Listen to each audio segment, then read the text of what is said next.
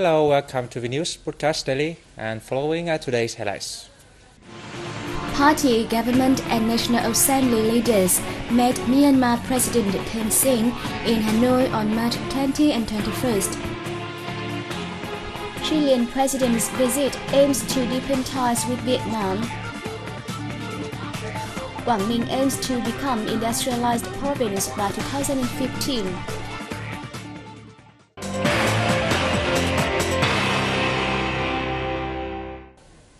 Party, government and National Assembly leaders met Myanmar President Thein Sein in Hanoi on March 20th and 21st.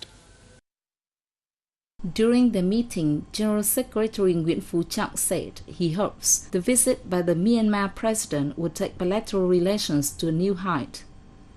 The two leaders briefed each other on situations in each country and discussed ways to increase multifaceted cooperative relations. The two sides also discussed strengthening cooperation between the two ruling parties and exchanging leadership experiences. President Thein Sein began his two-day official visit on March 20th. This is his first visit since he was elected in March 2011.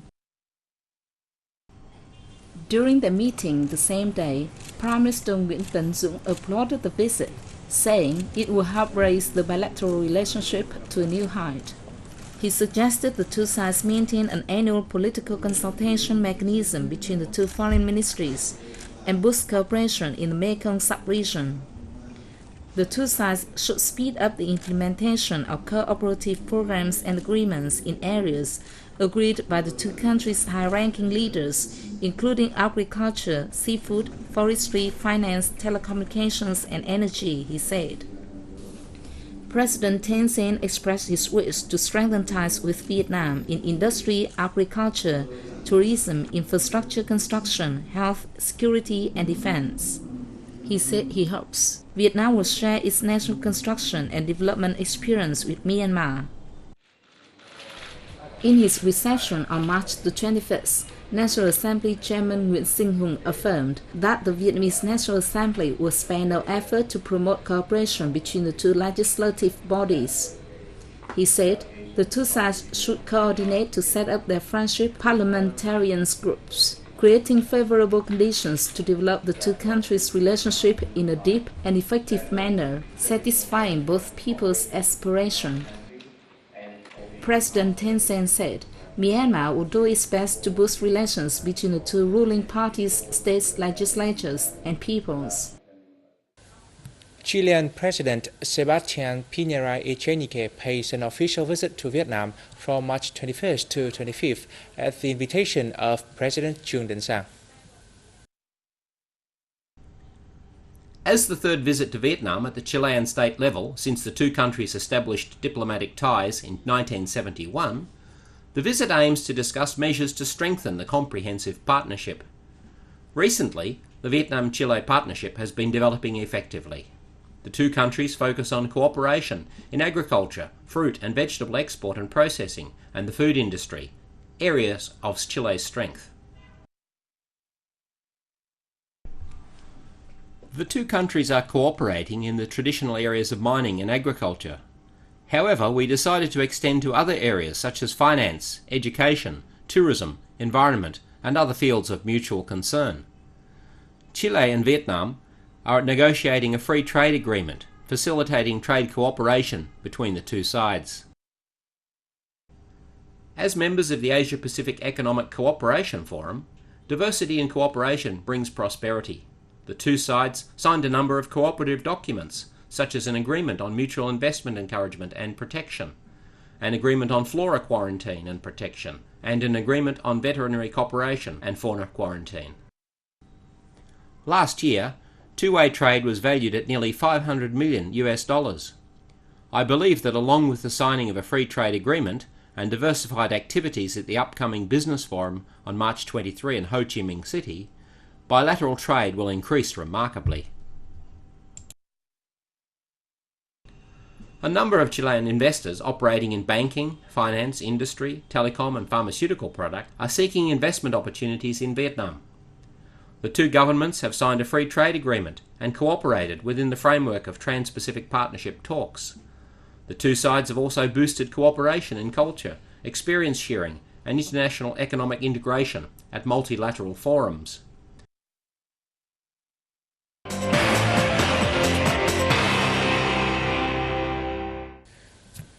A meeting was held in Hanoi on March 20th, discussing an action plan for the development of the state audit of Vietnam in 2012 to 2015.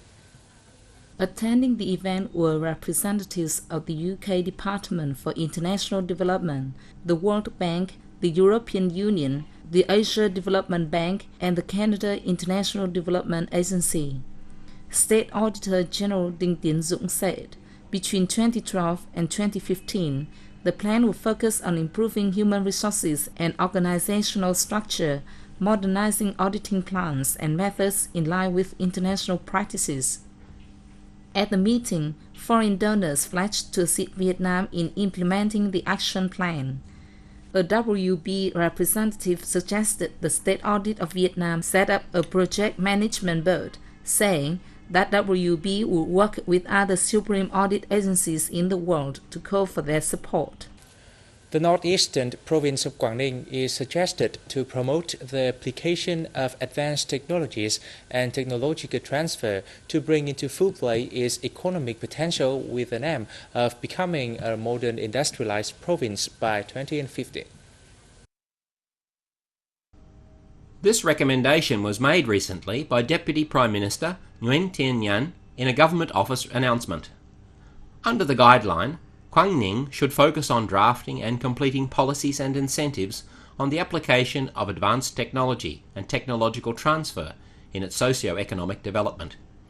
It is necessary to closely combine science, technology, education and training to develop human resources, satisfying the country's socio-economic and international integration.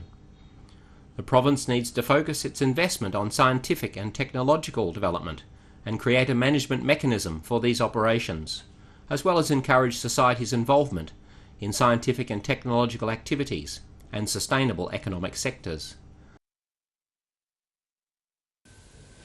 The Japanese government will provide the Mekong Delta provinces of An Giang and Cà Mau with non-refundable aid worth more than $208,300 to upgrade hospital and school infrastructure.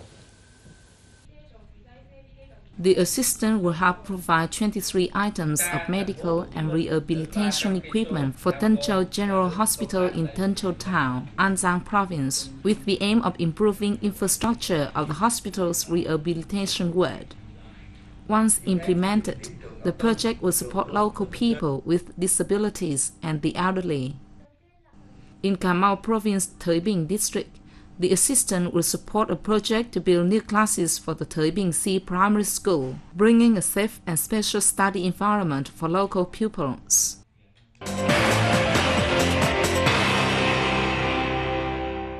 Almost 2,700 foreign tourists aboard cruise ship Diamond Princess of Bermuda explored Nha Trang Bay, one of the most beautiful bays in the world, in the central province of Khánh Hòa on March 20th.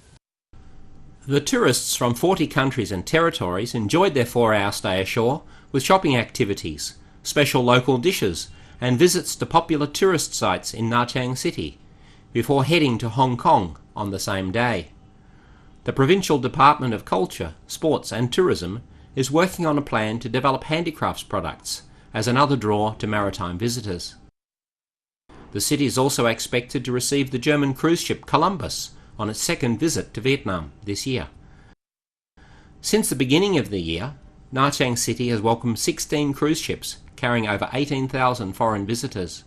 It has set the yearly target of receiving over 30 cruise liners and 35,000 maritime tourists. More red-headed cranes are returning to the grass field in Phú Mỹ Commune, Kiên Lương District, the southern province of Kiên Giang.